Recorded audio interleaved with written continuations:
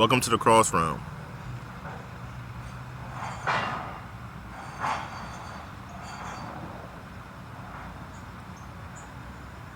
Look,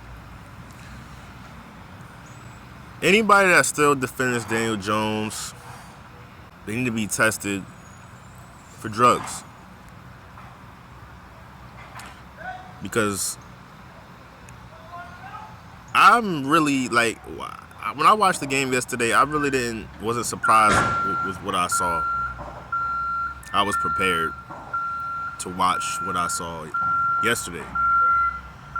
So to all the people that are upset, that are frustrated, the only people that seem to be frustrated the most are Daniel Jones apologists and supporters.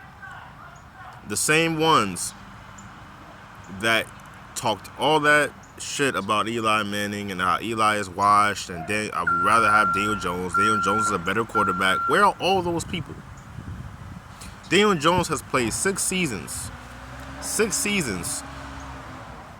Has no Super Bowl ring. He's had 3 regimes.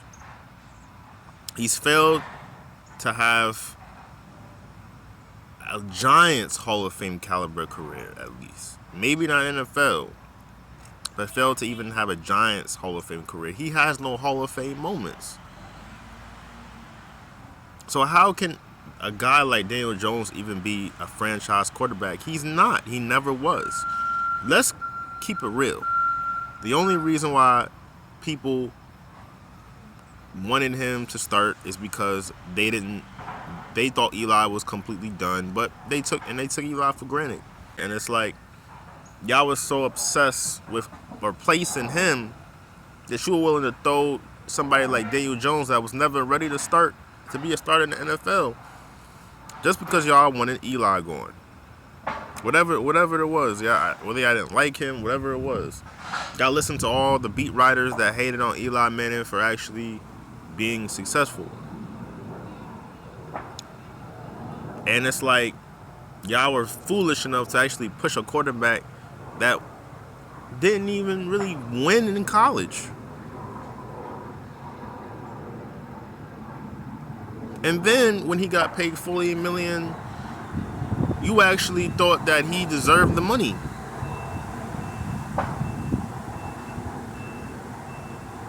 Oh, and for all the people that are also saying they should have just paid Saquon that money or they should have paid him half, I still think they made the right decision when moving on from Saquon Barkley, because even if, let's say, you did pay him and didn't pay Daniel Jones, whether you have a quarterback or not, I still think we would have lost yesterday. Yes, Saquon, you still would have lost even if we had you. You can go fuck off in Philadelphia and never come back, because we don't want you here. We don't want you back here. And yeah, I should have lost against the Packers, because Jalen Hurts, the way he's playing, he better clean that up. Because y'all not. I mean, the way I see it, Kansas City looks to be winning another championship this year.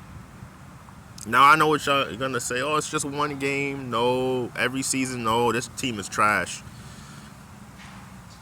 But let's be honest. If they're not supposed to be good, because you don't have a good running back anymore.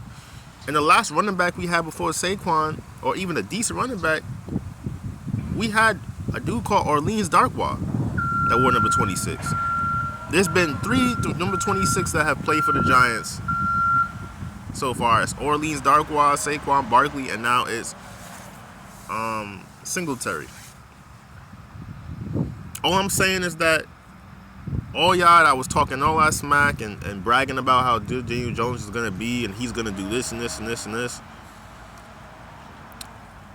Are you a Giants fan or are you a Daniel Jones fan? Because I promise you guys that he's not going to be remembered as a Giants Hall of Famer. He's not. He's going to be remembered as a sacrifice, and it's like I said in a video I have not even released yet, for just this reason. I said in that video, he's just a placeholder. He's a placeholder for the actual future of the Giants franchise. So guys, and it's not just him, but the whole team as a whole. I think Brian Dable called that game like that purposely because he doesn't believe in Daniel Jones. They didn't. Joe Shane doesn't believe in Daniel Jones either. No one believes in Daniel Jones. Daniel Jones should not be starting. If they believed in him, they would have never tried to get Drake May in the draft. So, with that being said, I was not even surprised by last night's performance. I'm not even upset. I expected them to win only 5 games this season. That's what I expect from them. 5 games. 5 games this season. And that's the most I got for them. Because you barely have a running game. Most of your players are young. The wide receiver core seems to be stacked. Your secondary isn't really like you lost McKinney, so your secondary is really not all like that. So I expect a tail beating this year. And if you ask me what I think the Giants should do, like I said,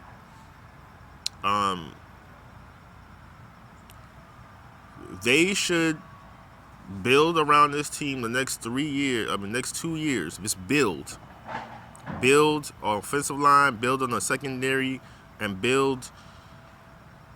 Really, they should go secondary, O-line, and then they should get a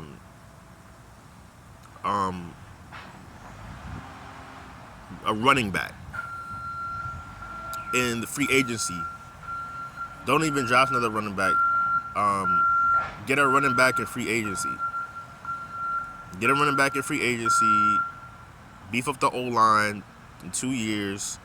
2 drafts this year. The upcoming draft next in off season, and the next upcoming draft after that, and then the secondary, the cornerback position, handle that in free agency.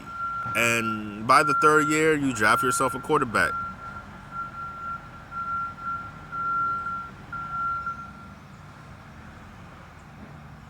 So, and I'm thinking that quarterback's name is going to be Arch Manning. Because y'all think for 1 second, y'all think Eli Manning is just with the organization, still with the organization, just to be in the organization. No, he wants his nephew to play for us. I bet you he wants his nephew to play for us. So, Giants fans, fasten your seatbelts. It's going to be a bumpy ride, but y'all not going to have to worry about this season because season's a wash. It's done. The best they can do, that miracle-y wise, is go 7-9, if not 5 or something. But they need to focus on secondary, pass rush, defense overall, and online. Defense and online is what they should be focused on in 2 more seasons. By the 3rd season, they're gonna need defense and O-line again and a quarterback, and there'll be a contender. And last but not least, Brian Dable should not be fired, and Joe Shane should not be fired. Just get rid of Daniel Jones and then draft their guy. It's that simple. That's how they clean this up. New York Giants, pride always. Oh.